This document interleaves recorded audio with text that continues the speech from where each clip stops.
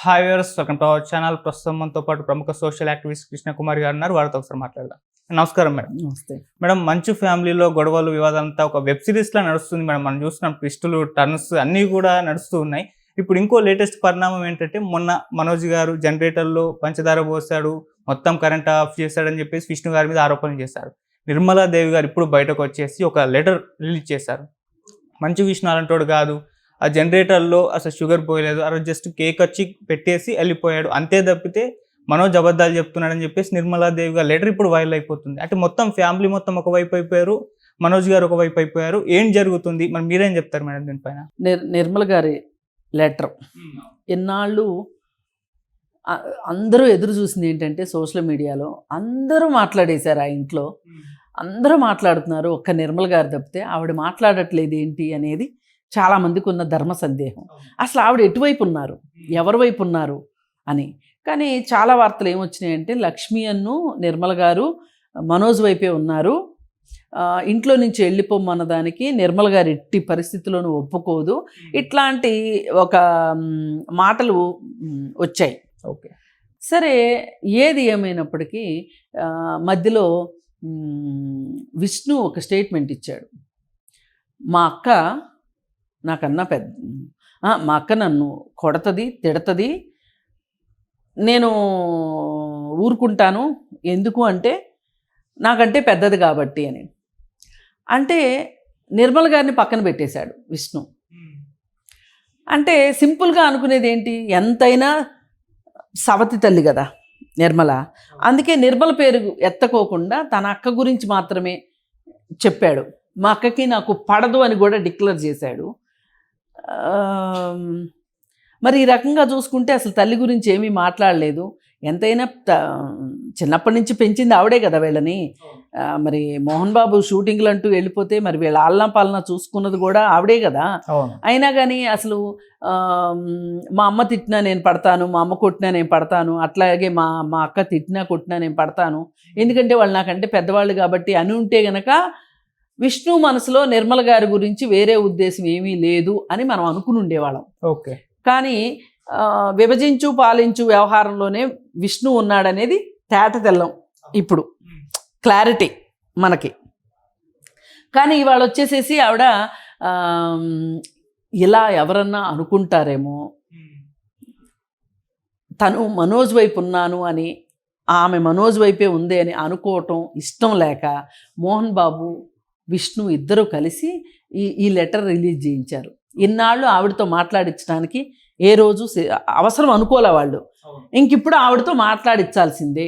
మాట్లాడిస్తేనే ఇప్పటి వరకు మనోజ్ని చెడ్డవాడిని చేశాం ఎంత చేసినా మనోజు గురించి సొసైటీలో మంచిగానే అనుకుంటున్నారు. మనోజ్ మంచోడు, వాడికి అన్యాయం జరుగుతుంది అని అందరూ మాట్లాడుతున్నారు. అది వాళ్ళకి గిట్టట్లా, అది చాలా బాధగా ఉంది వాళ్ళకి. ఓకే, బాధగా ఉండి ఇక దాని మీదనే వాళ్ళ మనసంతా పడి ఎట్లా చెయ్యాలి, దీన్ని ఎట్లా టర్న్ చేయాలి అని చెప్పి మరి ఇప్పుడు నిర్మల్ గారు నిజంగా ఆ మాటలు అన్నారా లేదా, నిజంగా కేక్ అసలు విష్ణు తెచ్చాడా లేదా, కేక్తో పాటు పంచదార కూడా తెచ్చి పోసాడా లేదా ఏంటి అనేది మనకి తెలీదు. ఇప్పుడు ఆవిడ లెటరే కనుక కరెక్ట్ అయితే కనుక ఆవిడ చెప్పింది కరెక్ట్ అనుకోవాలి. ఒకవేళ ఆ లెటర్ ఆమె రాసినప్పటికీ కూడా ఆమె రాసిందా, బలవంతంగా రాయించారా, ఇన్నాళ్ళు నోరు తెరవని ఆవిడ ఇప్పుడే ఎందుకు నోరు తెరిచింది, ఇలా ఇవన్నీ బేతాళ ప్రశ్నలు అన్నమాట. ఓకే, ఏ ప్రశ్నకి మన దగ్గర ఇదమిద్దంగా సమాధానం లేదు. ఏది ఏమైనా మోహన్ బాబు అన్న కన్న కొడుకు అనేది పక్కన పెట్టేసేసి ఇష్టారీతిని మనోజ్ని ఎట్లంటే అట్లా మాట్లాడుతున్నాడు, ఎట్లంటే అట్లా బిహేవ్ చేస్తున్నాడు. కానీ మరి తల్లి ఆ విధంగా చేస్తుందని నేను అనుకోను. ఓకే, మనోజ్ని ఒంటరిని చేస్తుందని నేను అనుకోను. అసలు ఆమె పాత్రే పరిమితం ఇంట్లో అనేది నా నమ్మకం. ఎందుకంటే మోహన్ బాబు ముందు ఎవరైనా సరే ఆయన చెప్పింది వినాల్సిందే తప్పితే రెండో వాళ్ళకి వాయిస్ ఉండదు. ఈ సంగతి బాగా కనిపెట్టిన విష్ణు మంచిగా బట్టర్ రాసి కబుర్లు చెప్పటం, ఆయన పెత్తనాన్ని అంగీకరించినట్లు నటించటం, ఆమోదించినట్లుగా యాక్షన్ చేయటము, ఇవన్నీ చేసి తండ్రి దగ్గరతో మంచిగా ఉన్నట్లుగా వ్యవహారాలు నడిపించుకుంటున్నాడు. పైగా తనకి నచ్చిన వాడిని తీసుకొచ్చి, తన భార్య తరఫు బంధువుని తీసుకుని వచ్చి, సాక్షిలో పనిచేసిన తన భార్య తాలూకు బంధువుని వినయ్ అని అతన్ని తీసుకొని వచ్చి ఇక్కడ శ్రీ విద్యానికేతన్ దాంట్లో, శ్రీ విద్యాపీఠ దీంట్లో అతన్ని అధికారంలో కూర్చోబెడితే మరి ఏంటి పరిస్థితి? ఎవరంతా ఎటువైపు ఉన్నట్టప్పుడు? విష్ణు, వినయ్, వెరోనిక, మోహన్ బాబు వాళ్ళంతా ఒక బ్యాచ్. అసలు ఆ కాలేజీలో ఏం జరుగుతుంది బయట ప్రపంచంలో, బయట ప్రజలు అనుకునేదాకా మనోజ్కి కూడా తెలియనంతగా వాళ్ళు వ్యవహారాలు నడిపారు అంటే దీన్ని బట్టి మనం అర్థం చేసుకోవచ్చు కదా.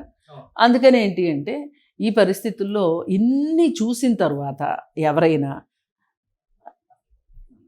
ఇండస్ట్రీలో మనోజ్కున్న పేరుకి, విష్ణుకున్న పేరుకి, మా ఎలక్షన్స్లో విష్ణు ప్రవర్తించిన తీరుకి, మా ఎలక్షన్స్ తర్వాత ప్రవర్తించిన తీరుకి, ఆ రోజు నేను బిల్డింగ్ కట్టి తీరుతాను, మా బిల్డింగ్ కట్టి మాట్లాడతాను అన్నాడు.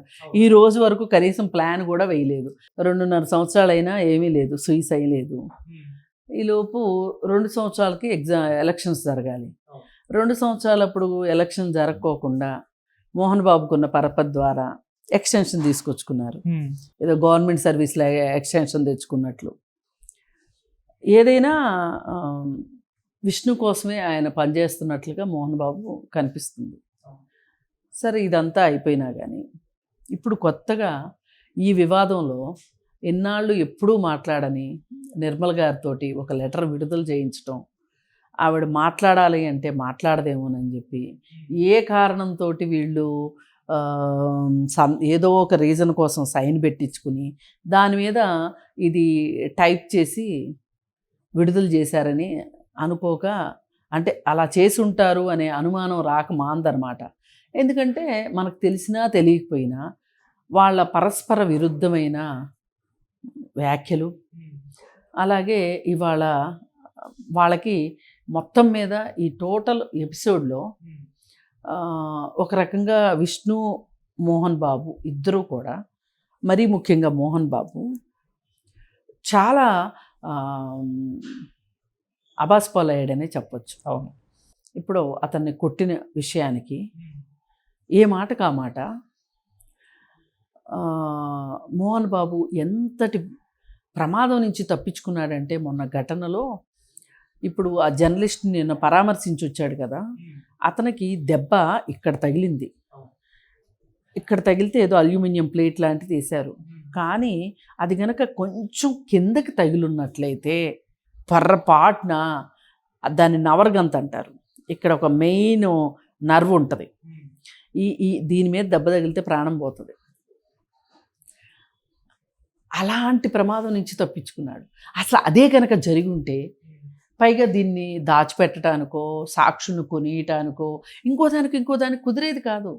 అసలు నిజంగా ఒక రకంగా మోహన్ బాబు నక్కం దొక్కాడని చెప్పుకోవచ్చు. అంతటి ప్రమాదం నుంచి బయటపడ్డాడు.